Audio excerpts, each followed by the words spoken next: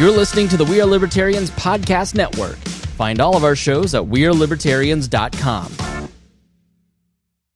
This episode is brought to you by MeUndies. Underwear drawers are like the Wild West. You never know what you're going to pull out or what shape it's in. So upgrade your collection with the buttery soft comfort of MeUndies. MeUndies' signature fabric is as soft as a warm hug from your favorite sweater. Plus, it's breathable and oh so comfy, making it ideal for all-day wear. Get 20% off your first order, plus free shipping at MeUndies.com/Spotify with code SPOTIFY. That's MeUndies.com/Spotify, code SPOTIFY. You know what's smart? Enjoying a fresh gourmet meal at home that you didn't have to cook. Meet Factor, your loophole in the laws of mealtime. Chef-crafted meals delivered with a tap, ready in just 2 minutes. You know what's even smarter? Treating yourself without cheating your goals. Factor is dietitian approved, chef prepared, and you plated. Pretty smart, huh? Refresh your routine and eat smart with Factor.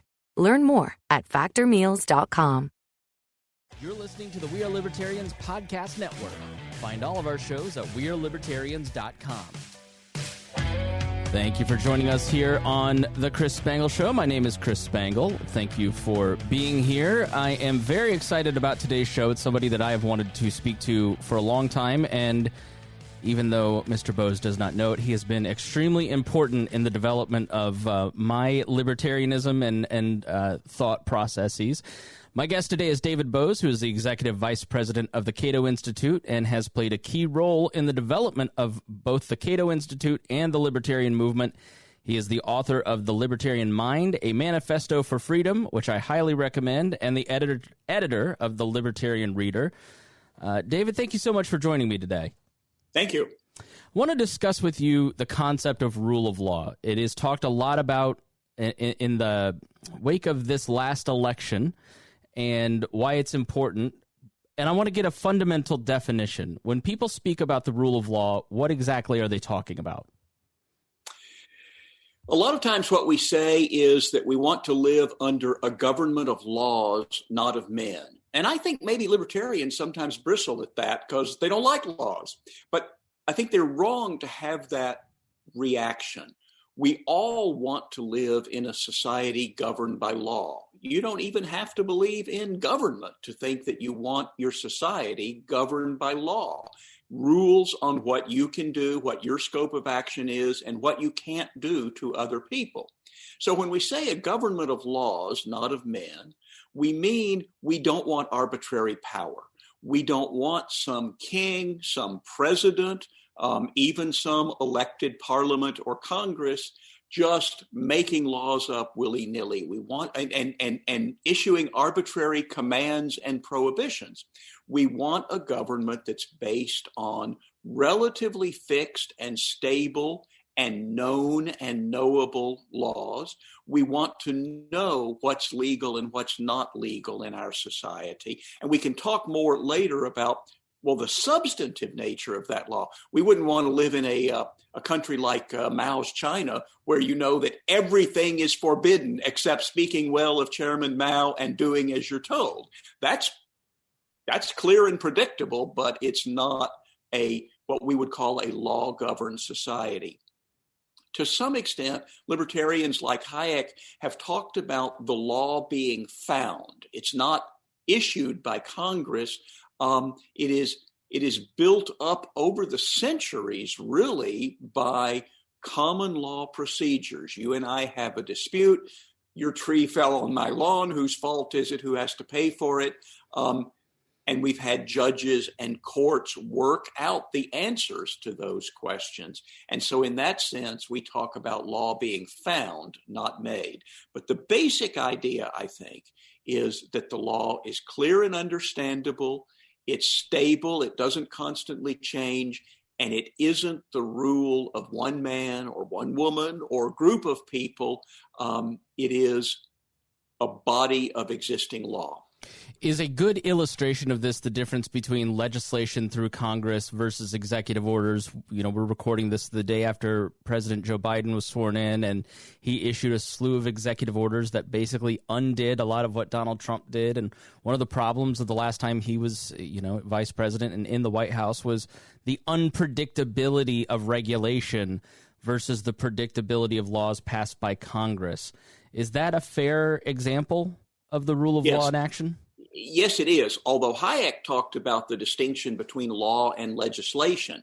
Again, the law that is built up over the years, over the centuries, by judges dealing with controversies, and the legislation that may or may not reflect legitimate law in that instance. So a Congress can pass high taxes, discriminatory legislation, mandates, prohibitions, and so on within the scope of the Constitution, which we can also talk about. But it's definitely true that we're better off with the constitutional body created to make these laws, which is Congress, Article 1 of the U.S. Constitution, than with arbitrary individual orders from the president. And you're right, many of Biden's first-day executive orders were just reversing executive orders of President Trump, so that's probably mostly okay. But Biden is clearly planning to do, extend moratoriums on student debt repayment. He's certainly talked about executive orders to achieve what he thinks are appropriate goals regarding climate change. So I think we're going to be we had a lot of problems with executive orders in the Obama-Biden administration, and I expect we will in the Biden-Harris administration, and it is definitely a problem for the rule of law. Maybe one way to illustrate the importance of rule of law and the rule of man is maybe talk a little bit about the development of the rule of law. Like I recently just took a class on British history before 1688. And this is really where I saw the importance of it in the development of, you had the rule of clans and blood feuds, and then you had the Magna Carta, and then the kings took too much power and rule of law was established. I mean, how did we get to a point in human history where we saw the importance of rule and law, and why should we not give it up as a result? There's been some level of law as long as we can possibly know. Because if you didn't have some sense from early on that this is mine and this is not mine, and that you should not hit me and take my stuff, then we would never have been able to build any kind of society at all. So when you look at societies like ancient Rome, ancient Greece, you understand they certainly have a general sense of law, but they also, at various points, have emperors, dictators, arbitrary rules being made, people being banned, people being coerced, poisoned. Then I think there is, through the Middle Ages, a growing development of law particularly within Europe, which is the history that I know much better. In Europe, after really the Roman Empire, you have a community regarding itself as one community because it was the community where Christ rules. That's what Christendom means. So all over Europe, people see themselves to some extent as part of this Christian civilization, and yet there are maybe 200 different polities, that is, countries, principalities, dukedoms, city-states, and so on. And the law is developing somewhat differently in these different polities, and that's a competitive process. People can look and see the law over here is better than the law over here. The merchant law is developing exclusive of any king or prince, as merchants need to make rules for how they will live with each other. And then, as I write in The Libertarian Mind, something does happen in the decade of 1215. What we Americans typically know is Magna Carta in 1215, in which not the people of England, but the barons, the lords, confronted the king and said, you've got to stop acting like an arbitrary dictator. Not that they would have known that word. And we've written down some rules that we insist that you follow. And it included things like due process and when do you get to take money from the people, under what rules. But in the same decade, a similar thing happened in Hungary called the Golden Bull. Again, barons and lords imposing on the king these rules.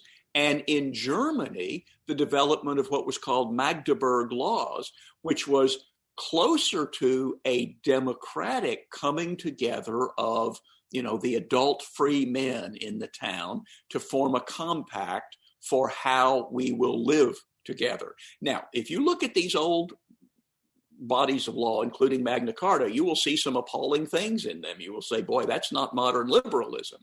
But it's several hundred years after Magna Carta than you did. You said you took history up to 1688. That, of course, is the Glorious Revolution, when parliamentary supremacy over the king was established. And throughout that process, throughout that time, courts are operating, and they are building on the law that exists and saying, well, when this situation happens, we should follow the rule we did in this previous situation. The closest analogy here is this. So the reasonable thing is we say you're at fault.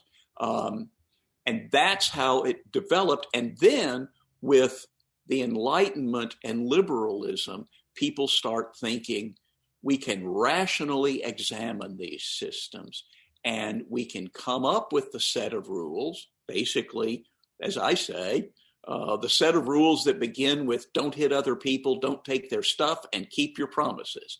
And if we just implemented that law, we would have a pretty good rule of law. And to a great extent, we do. And that's why after the Enlightenment and the coming of liberalism, you suddenly get this tremendous increase in living standards and civilization and population, because now Europe can support a lot more people than it could before those things happened. So you may have seen what we call the hockey stick chart, obviously the most arguably the most important chart in human history, which is what was the standard of living in the world or in Europe before? And the answer is the standard of living was like this. It was just flat for millennia. And then somewhere around 1750, it shoots up.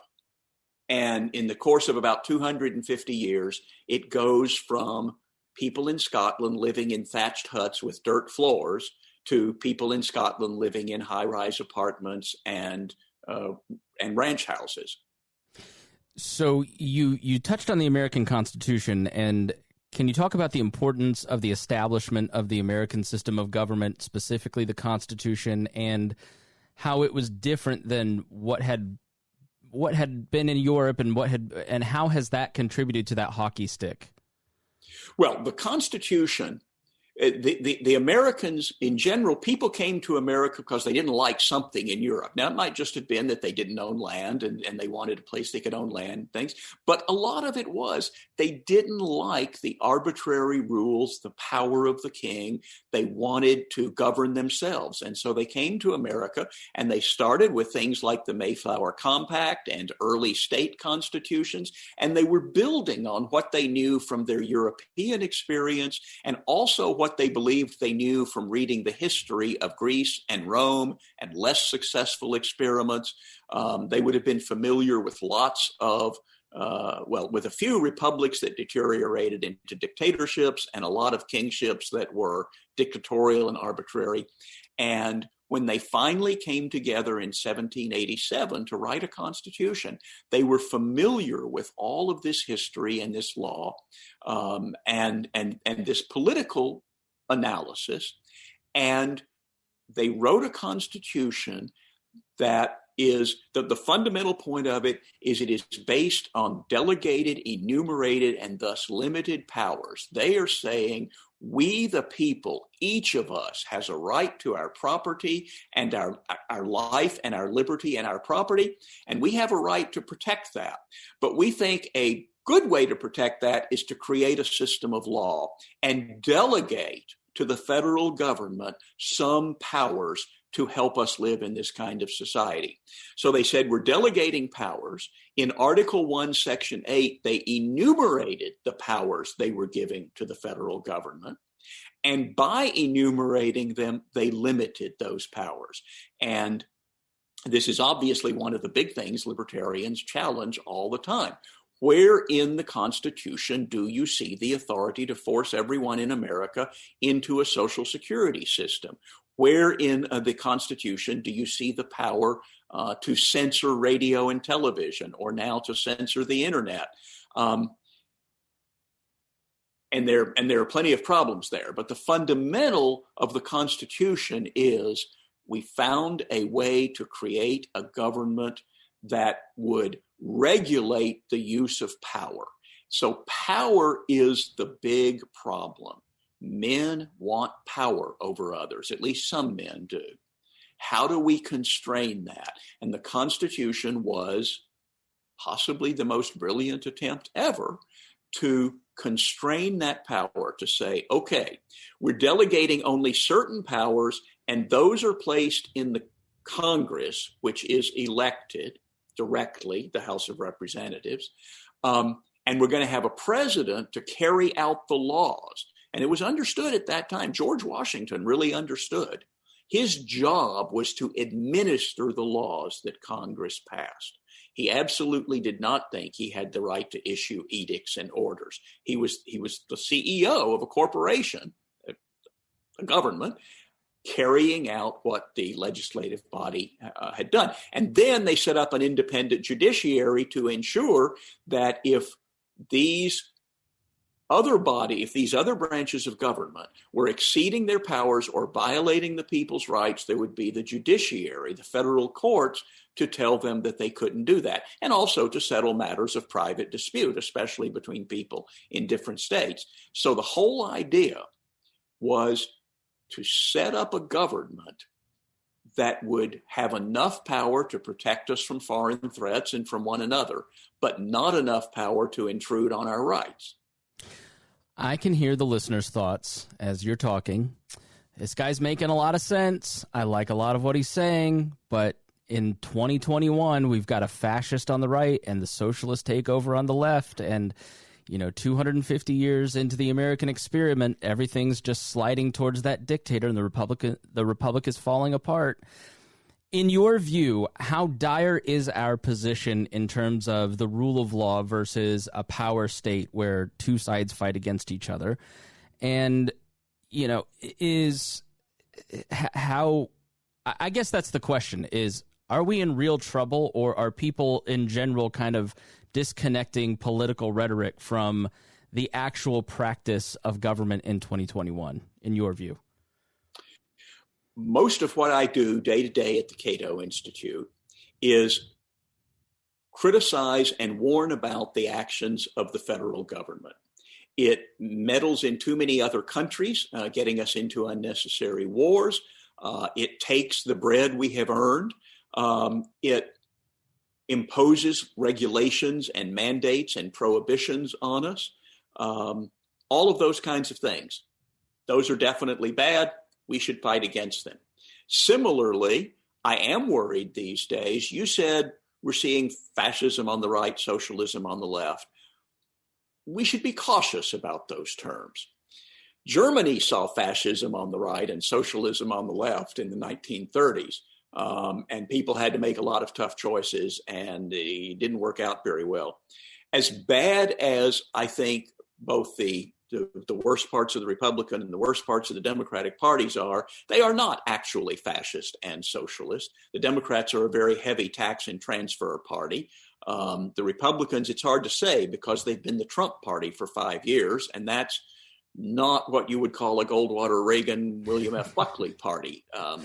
But it's not a fascist party, even though I think Trump had a lot of authoritarian instincts, and I think Biden certainly has the idea that I have all these wonderful thoughts about people. I want people to have jobs and schools and clean air, and I will issue orders to make that happen without much understanding of trade-offs, of costs and benefits, of the role of incentives, the role of federalism, all of those things. Definitely bad. I also think that libertarians have a tendency to believe that The Road to Serfdom is a description of the world we live in. It's a brilliant book. It's a warning. It's not actually a description of the world we are in, because in a lot of ways, we live in the freest time in human history. And again, I spend most of my day complaining about the ways we are not living up to the rule of law, individual liberty, or the U.S. Constitution. But if we look at the history of the world, or most of the world today, we have to say that in Europe and the United States and an increasing number of countries around the world, we live closer to a society of ordered liberty where each person, as the liberals used to say in the 19th century, where the world is open to the talents of every person. And, you know, people who look back on some past, I wonder which past do they want to look back on? Is it the antebellum South when a man could own a plantation and his wife wore beautiful hoop skirts and they had a beautiful house? No, that was not a free society. What about the early 20th century? Even then, women had a lot of legal disabilities. Black people certainly did. Gay people excluded from mainstream society. So we've opened up society in the modern liberal world to the majority of the people who were excluded from the mainstream of society in the past. And we have generally freer trade among the developed countries and even with the less developed countries than we've ever had before in the past. For all our complaints, and we have a whole section on the Cato Institute website about our complaints about freedom of speech, we have a lot of freedom of speech in the modern world. And in previous societies dominated by the church or by kings or dictators, military juntas, there was much less freedom of speech. And so I think we underestimate the good that libertarians and classical liberals have brought to the world and the great improvements that we have made in the world. Deirdre McCloskey, who loves that hockey stick chart, calls it the Great Enrichment. Starting around 1700, 1800, the world started to become richer for the first time. And why was that? Because it was freer, because it had the rule of law and a world open to the talents. Now, in 1700, even 1800, it was mostly open to the talents of white men. And now we're open to the talents of everybody. But we have a great many things to keep us busy fighting for our liberties, but we shouldn't lose. We're not in a losing battle. We have been winning, and everything is always in flux. There are lots of problems right now, but we should consider that we are still leading in the direction of freedom and progress. While I would not call her a libertarian figure, I would look at Vice President Kamala Harris and say this multi-ethnic, diverse family, married to a Jewish husband, first female vice president. I would look at that as one of the successes of classical liberalism, in that a person who would not have had access 20 years ago, 50, let alone 100 years ago, to a position of power now has a position of power.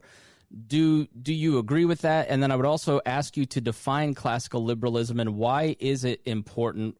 Why has it contributed to that hockey stick and the great enrichment? Well, I certainly think it is a good thing, as I was saying, that the world is open to the talents of more and more people. This was true in Britain 40 years ago when the first female prime minister was elected, Margaret Thatcher. That was a step forward for the liberal world, whether or not you like Margaret Thatcher's actual policies. Similarly today, I think it's something to celebrate that America elected a black man as president who wouldn't even have been able to vote at the time he was born in many states of the Union. That's tremendous progress. Now having a Black and Asian woman, and as you say, married to a Jewish man, become vice president, that's a sign of the progress we've made in our society. I personally would just assume that neither Barack Obama nor Kamala Harris have political power. But I'm glad to know we live in a society where they are not limited on the basis of their race and gender. And that is absolutely the moral arc that accompanies liberalism, bringing more people into the society, being able to draw on their talents. And so, where we really want people to show their talents is not particularly in government. It's in science and medicine and technology and business. Sam Walton's, some redneck guy in Arkansas, developed a way to get cheap stuff to poor people and working class people a few pennies cheaper than anybody else could. He was a tremendous benefactor of the world. And it's good that he lived in a system where he could do that good for people.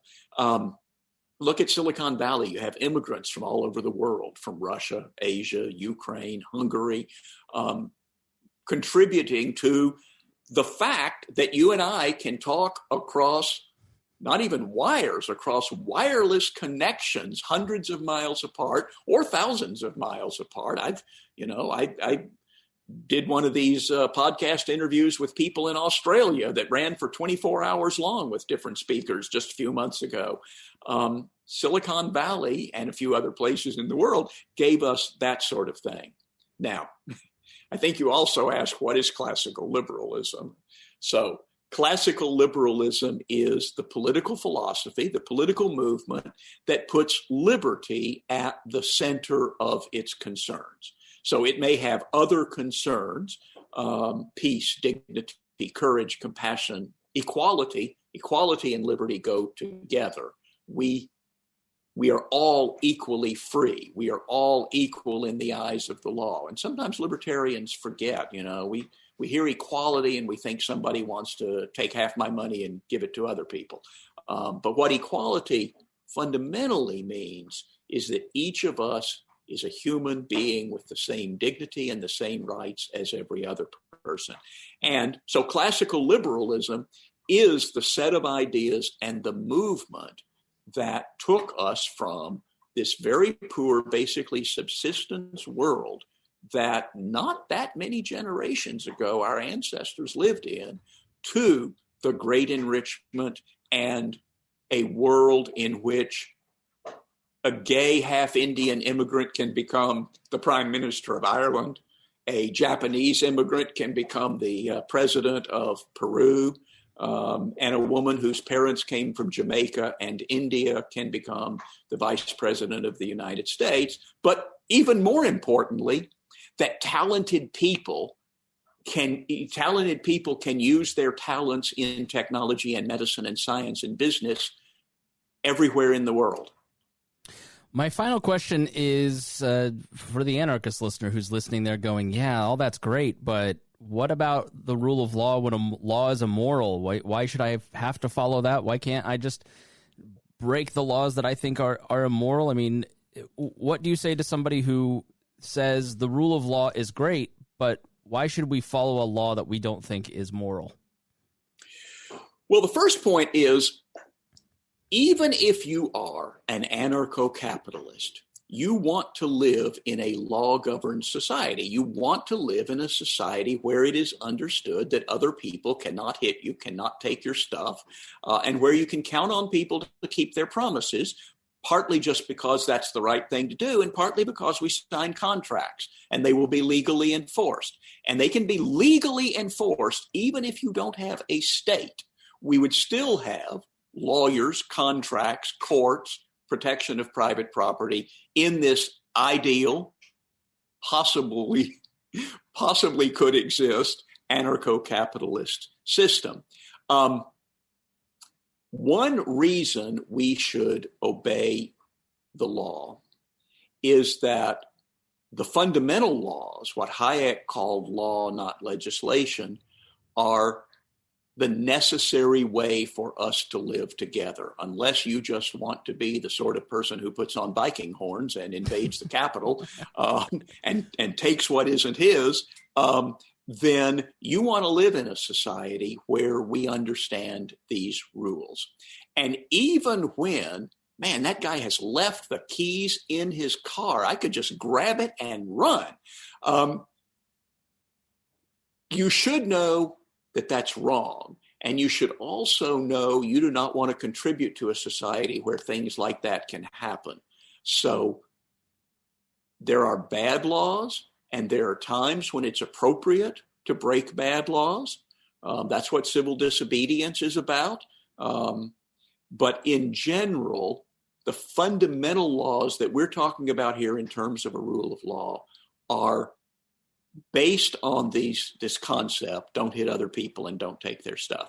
And even the laws that we disagree with, I believe we're better off in a constitutional republic where we can try to get those laws overturned than we are in a war of all against all, where if I don't like the laws, I don't obey them. And if other people don't like the laws, they don't obey them. And I know there's a distinction between a law that tells two adults they can't have sex with each other and a law that seizes the property, the business that I've built, and takes it to the government.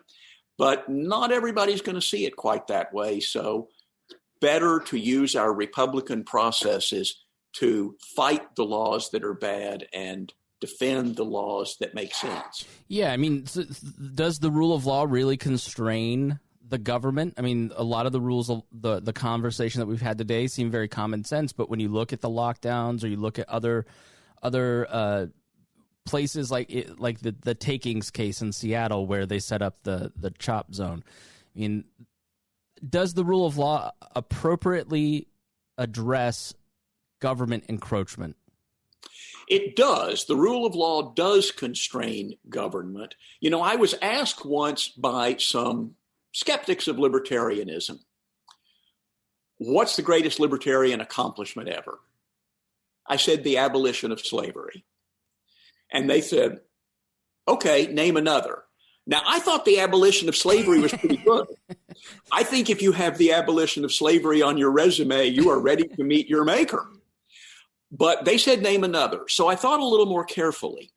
And then I said, bringing power under the rule of law. So that was the fundamental libertarian achievement. Books would say liberal achievement, but to me, it's the same thing, basically. So the fundamental libertarian achievement is bringing power under the rule of law. Has it been a success? Yes, incredibly so. Look at the decline. Steven Pinker talks about the decline in violent death over the centuries and the millennia. And that's very impressive. And that's part of bringing power under the rule of law. So does it constrain the U.S. government? Well, how many times has somebody proposed something and other people say, oh, that goes against the First Amendment? And it doesn't happen. Courts strike it down. The Second Amendment, D.C. outlawed the private possession of handguns, and the Supreme Court eventually told them, no, you can't do that. The Second Amendment means what it says. Both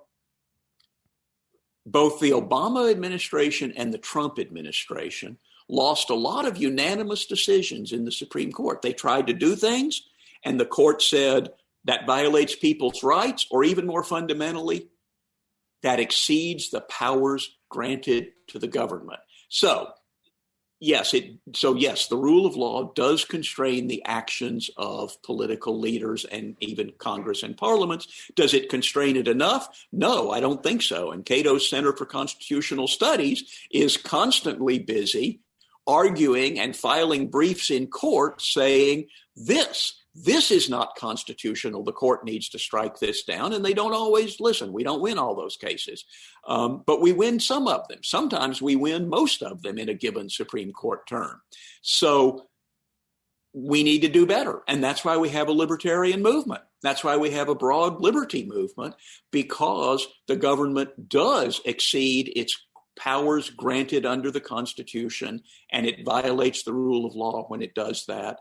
And we need to fight back against that. We need to organize. We need to go into the courts. We need to be involved in elections. We need to be involved in writing and making film and making memes on Facebook, all the ways that we communicate these ideas, and also not just communicate the ideas, but force the government to respond to them either by repealing laws, which sometimes happens, or by striking down laws in the court, or by electing new people to office. David Boaz, thank you so much for joining me. Thank you. It's been a pleasure. Again, make sure you check out the Cato Institute and visit cato.org. Libertarianism.org is a tremendous website, tremendous resource, and make sure that you buy The Libertarian Mind, A Manifesto for Freedom, and also The Libertarian Reader. Both are tremendous books, and I thank my guest, David Boaz, for joining us, and thank you so much for listening.